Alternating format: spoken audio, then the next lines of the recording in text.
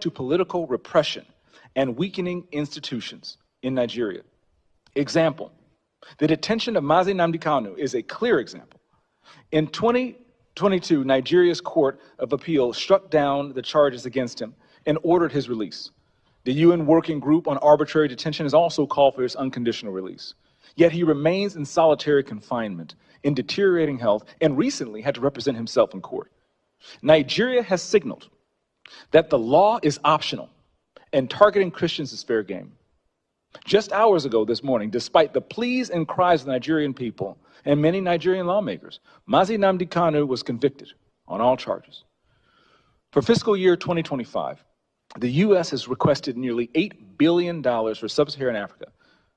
But when Americans see political prisoners, judicial defiance, and the slaughter of Christians, they understandably ask as they meet their own struggles, why should our tax dollars support